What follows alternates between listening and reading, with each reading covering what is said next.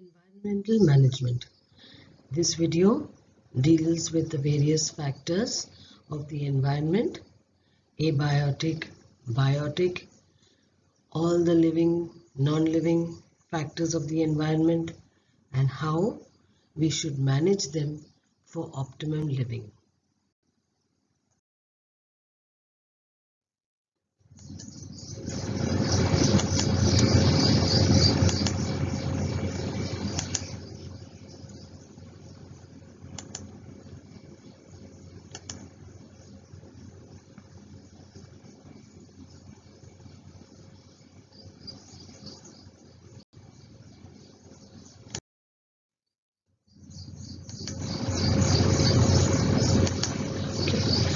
What is the difference between a food chain and a food web? Now, if you can see here clearly, a food chain is a part of a food web. We have many interconnecting food chains giving rise to a food web. We have already learnt about a food chain where we have grass, grasshopper, frog, snake, eagle, and then the decomposers. Now, on a one-to-one, when they interact with each other, that is called a food chain. Now, grass is not only eaten by a grasshopper, but by a rabbit and by a cow, by an elephant and so many other organisms. Now, when one part of a food chain is interconnected with many other parts of the food web, of the ecosystem, then all those interconnections together are called a food web. So, a food chain is only a small part of a food web. Now, what is the meaning of Jivo Jivasya Jivanam? It is a Sanskrit saying which means that one living organism makes the living of the other. All the food chains that are there in nature function on this principle. We cannot live by ourselves. Each one makes the living of the other. And that is what is Jivo Jivasya Jivanam.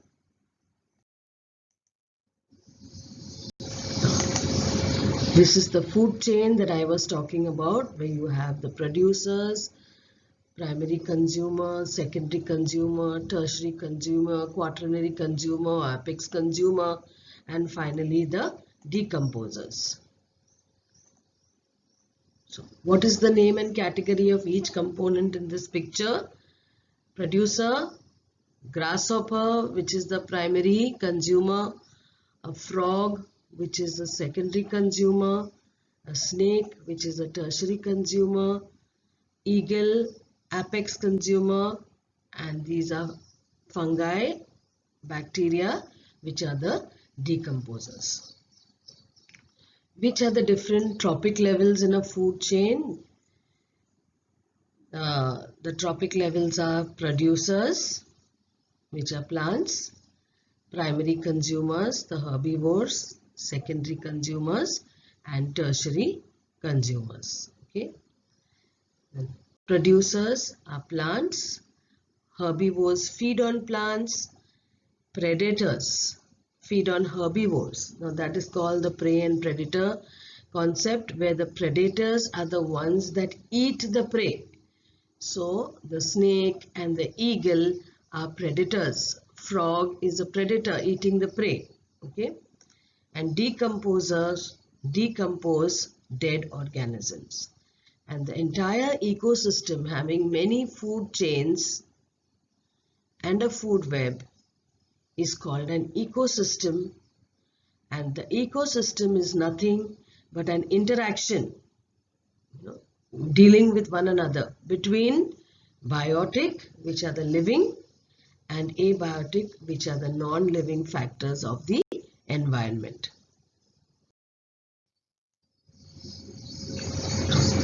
Paddy or rice is cultivated and grown on a large scale in various states of South India.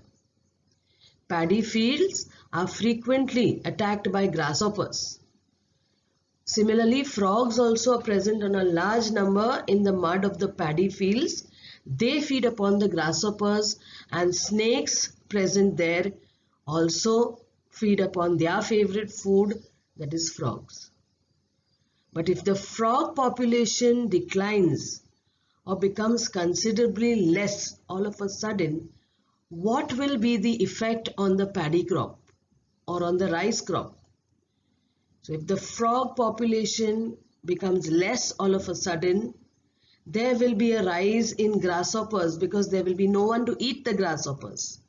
And therefore, the paddy or rice field will be infested with pests. Next, number of consumers. Which consumers will decline and which will increase? Now, if there is a decline in the population of frogs, that means automatically the secondary consumer, that is the frog itself, will become less, and the tertiary consumer, which is the snake, will also decline because the snake will have less food to eat. So the third question, what will be the overall effect on that ecosystem? So overall, the paddy crop will decrease because there will be rise in grasshoppers. As the number of snakes decrease, rats and other pests will also increase in population. So the entire ecosystem there will get affected if one part of the food chain, declines, or there is a problem with even one part of the food chain. The next question, what is environment? Very simple. Everything that is around you and me or a living organism is called environment. And what is included in environment? Environment includes physical, chemical, and other natural factors. A relationship between environment and ecosystem. The basic functional unit used to study ecology is called an ecosystem. And the science that deals with the interaction between biotic and abiotic, that is the living and non-living factors of the environment, is called ecology. Now, natural environment consists of air, water, soil, atmosphere, land, living organisms, etc. And the other part of environment, which is the artificial environment, okay, it consists of structures put up by human beings like a dam, bridges, malls, etc. Now, natural environment, we have a small part, a small part of natural environment with smaller areas like a pond or a sea. And we have very huge areas which are natural, that are desert and the whole of the earth. Now, artificial environment consists of places like a building society or a mall. Okay. Now, all these are either biotic, that is living, or abiotic, and they interact with each other and they form the environment. And now we come to a very important topic, and that is environmental conservation or saving the environment. Now, which factors affect the environment? Okay. Many factors affect the environment, and they are categorized into two, that is natural factors and man-made factors. The natural factors are when we have earthquakes, floods, droughts, where there is no water, volcanic eruptions, and man-made factors that we cut the trees, that is called deforestation, when we pollute air and water. Urbanization means building of cities at the cost of the forest, and indiscriminately building factories, putting up factories, that is called industrialization. Now, what will happen if the number of consumers in the environment goes on increasing gradually? Now, if the number of consumers keep on increasing there will be less or scarcity of prey organisms, that is organisms that we eat, and hence primary, secondary, tertiary consumers will all become very less. They'll have no food to eat. Okay. Now, what will be the effect of industry established on a river bank on a river ecosystem? Now, an industry on a river bank is a threat or a danger to the aquatic ecosystem, the ecosystem that is present in water. Why? Because industries release effluents, all the toxic poisonous substances from their factories or industries. They are released directly into the water, and that not only affects the organisms in the aquatic ecosystem, but gradually those poisons also affect human population. Now, when some natural factors of the environment and some artificial factors or man-made factors harm the environment, it creates an imbalance between various factors of the environment, and ultimately they affect the existence of biotic factors or the living factors of the environment. And whenever there is an imbalance, you know that is not healthy environment. It's an environment which needs help, which needs conservation.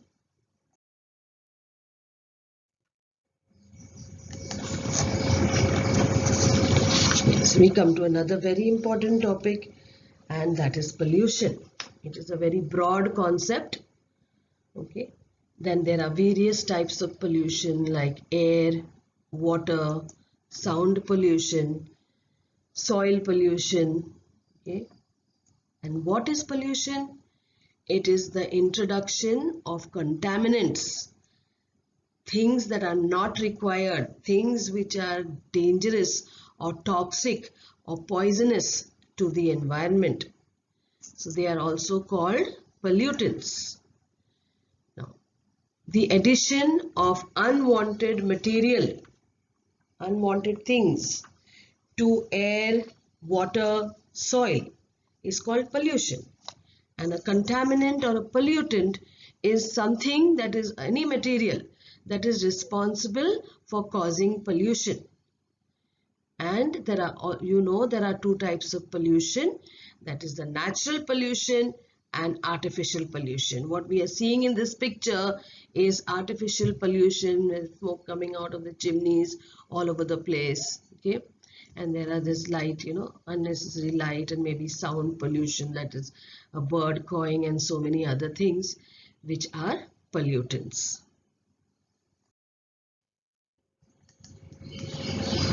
Again, an important topic, the need for environmental conservation. Why do we need, what is the urgent need for conservation, and why does it become our social responsibility?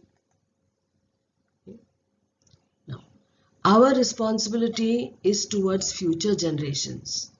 This is a picture very clearly showing us how Earth is at the moment, a burning up Earth. The ozone layer is depleting. Global warming is taking place. Okay. And therefore, it is our responsibility towards future generations. Okay.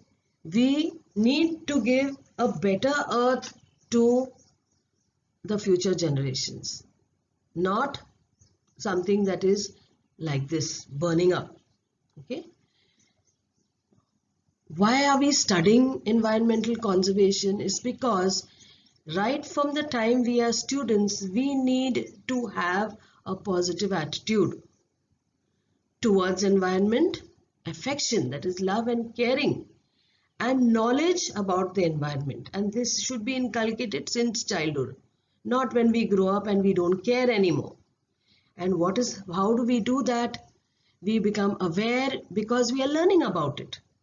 And so today, all developed and developing countries have taken on this responsibility of creating awareness and inculcating the values of conservation of environment in us at a very early age. Why is it our social responsibility? Why should I and you be responsible for environment? We can say, let the government deal with it. Why? It's not my headache. I am not responsible. Okay? But each one of us is responsible because we take whatever we have from the environment. There is an interrelationship between humans and the environment. And we human beings have proved that we are very superior. We are the leaders of all other living organisms. How? By showing that we have superior intelligence, memory, imagination, etc. And hence human beings dominate or they rule nature. And so with their greed, they have made overuse of the natural resources. Now, whenever you make overuse of something, it disturbs the balance of nature. And because only human beings are doing this, therefore only human beings are responsible for this imbalance. And so only human beings have the responsibility to save and protect the environment. Other reasons that we should take care of environment is because human existence, we are living today because of the existence of nature. And human existence or living is totally impossible without nature. Hence, it is the basic responsibility of all humans to preserve nature without disturbing the balance. It is said that we have got this planet Earth on lease or rent from our future generations and not an ancestral property from our ancestors. We think, okay, Earth has been given to us by our ancestors, our grandfathers and our great-grandfathers. But we should change our thinking and we should realize that the Earth is only given to us on rent or on lease by generations who are coming ahead. And they depend on us for looking after the Earth. Therefore, we should not forget to conserve it for ourselves and also for future generations. Now, the father of our nation, Mahatma Gandhi, he was such a man who thought so much in the future. And see what he says. He says that there is a sufficiency in the world for a man's need, but not for a man's greed. And that is so absolutely right.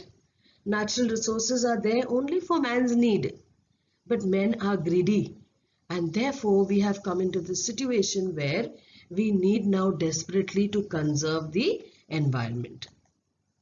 How do butterflies, a small little creature called a butterfly, contribute to environmental balance? Okay. Now, first of all, butterflies carry out pollination. This results in reproduction of plants. Okay. And therefore, there is increase in the number of plants. Butterflies also consume many weeds. Weeds are unnecessary plants. They use them as food, and butterflies also consume some small harmful insects. So these are the main uses of butterflies. Apart from that, when you see a butterfly, you just want to go and catch it. It's so beautiful. We want to hold it. We see it's so beautiful part of nature, even though it is so small. And that is also what they contribute to the environment, their beauty.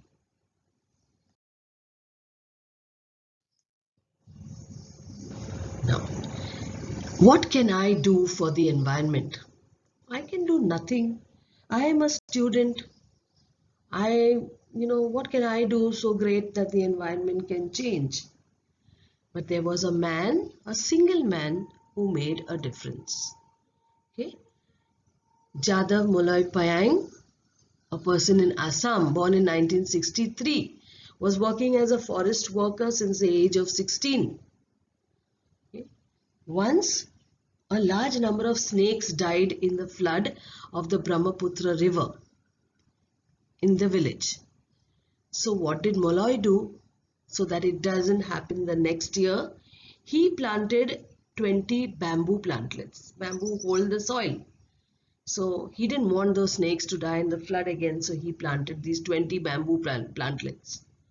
In 1979, the Social Forestry Department began social afforestation, meaning now they were inviting people to plant trees. And this project was on 200 hectares of land. Molai was one of the few forest workers who were looking after that project. He continued to plant trees even after the project was completed.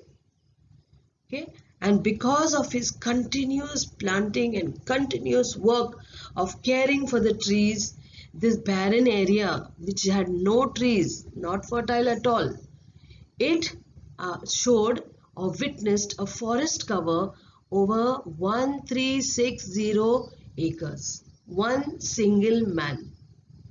Now today this jungle in Kolikamukh of Jorhat district of Assam is the result of hard work of this man for 30 years. Luckily, he was, noticed, and therefore he had been awarded with the prestigious Padma Shri Award by the Government of India for his unparalleled work. Now, it is well known as the Molai Jungle after him. Now, many people come together to destroy the forest, but a single person, if determined, can establish a new forest. So this is the story of the man who made a big difference.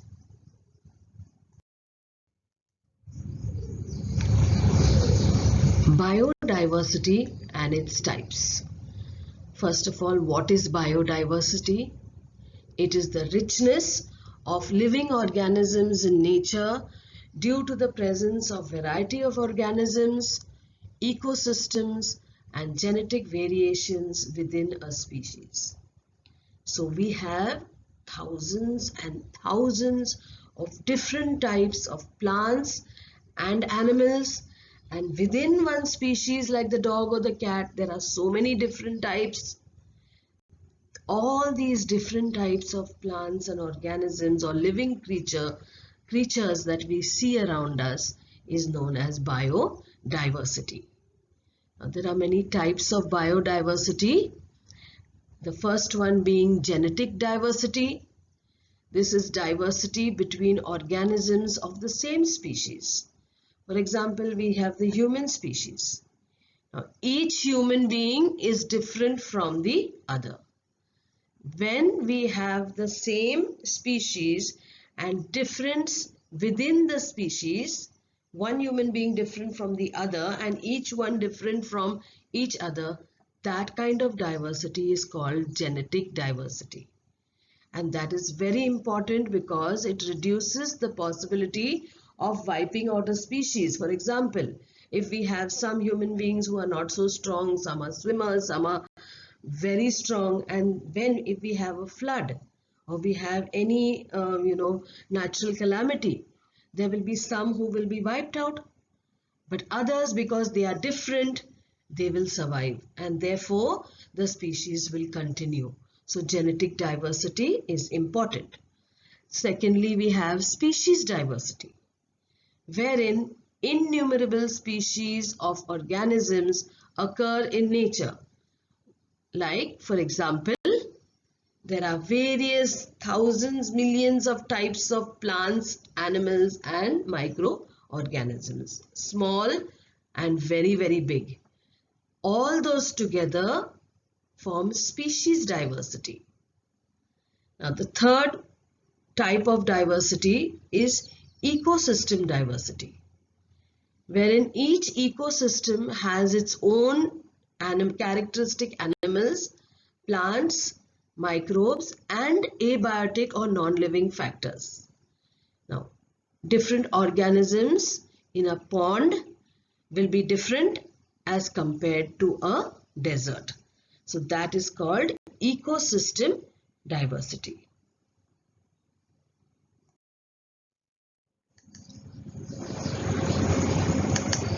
What are sacred groves? The forest conserved or protected in the name of God and considered to be sacred or holy is called a sacred grove. What are these? In fact, they are sanctuaries conserved by the society, by people like you and me from the society, and not by the government forest department. Now, these places are conserved in the name of God and therefore they have special protection. These clusters of thick forests, clusters means small parts of thick forests, are present not only in the Western Ghats of India but in the entire country. And more than 13,000 sacred groves have been reported in India. Okay. Now see, this is a type of sacred grove where people come together and they preserve all those plants and animals which are there because they pray for them and they conduct their prayer or their worship in these areas. Okay. So this is another this picture is another example of a sacred grove, different types of sacred groves. Okay. The present status of sacred groves in the Western Ghats. As you can see, 40% only is protected. Another 40% is now threatened. Like, people are probably encroaching and trying to cut down the trees there. And a 20% is already been destroyed.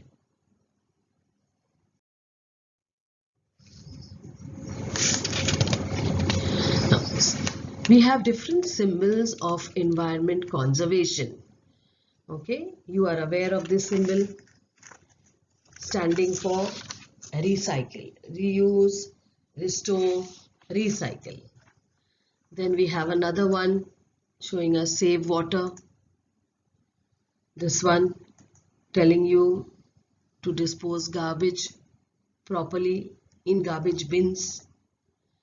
Then we have the symbol of a bicycle showing green energy, that is, green energy does not cause any harmful pollution. Then we have another one says save energy, that is electrical energy.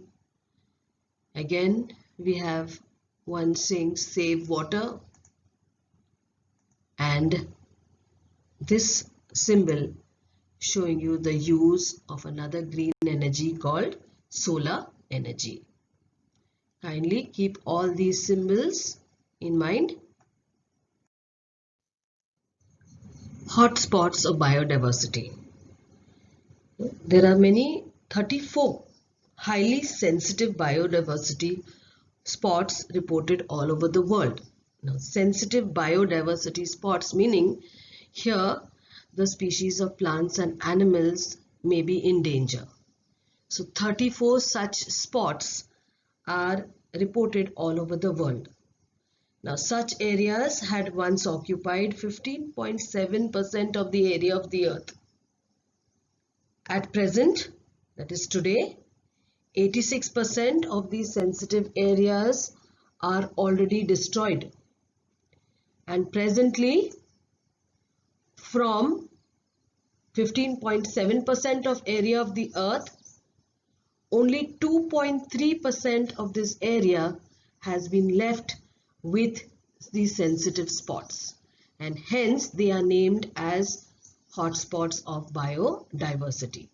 And these hotspots include 1,50,000 plant species, which are 50% of the total count of the world species. As far as India is concerned, 135 species of animals, 85 species are found in the jungle of the eastern region. About 1,500 plant species are found in the Western Ghats. Out of the total species of the entire world, 50,000 are belonging to the place where it comes from, that is the Western Ghats. Okay, this picture here shows you the Western Ghats, which is a huge biodiversity hotspot covering an area of 160,000 square kilometers having 140 mammal species, 260 species of reptiles, 510 species of birds, and 180 amphibian species. It consists of 25% of India's biodiversity. That is the Western Ghats. Okay, and every year in the Western Ghats, new species of flora and fauna, that are plants and animals, are discovered. And the Western Ghats, as you can see, are a great source of water and fresh oxygen. Now, the Western Ghats are spread over the states of Gujarat, Maharashtra, Goa, Tamil Nadu, and Kerala. And these Western Ghats have been endangered due to mining activities and the search for natural gas. And so, the habitats of the Asiatic lion and wild bison were threatened. So now we come out with some new ideas to conserve animal and plant species. And one of these great places is the Manas Wildlife Sanctuary in Assam, which is also under threat due to dams and indiscriminate use of water. And in this area, the tiger and the rhino are under threat. So there is a Manas Wildlife Sanctuary which gives protection to these kind of threatened animals. Then we have the Sundarban Sanctuary of West Bengal, reserved for tigers. Okay. However, the tiger population and the overall environment is again being challenged by them building dams, by deforestation, excessive fishing, and trenches dug for all their activities. Okay. Now these are the data which I just explained to you about biodiversity being destroyed.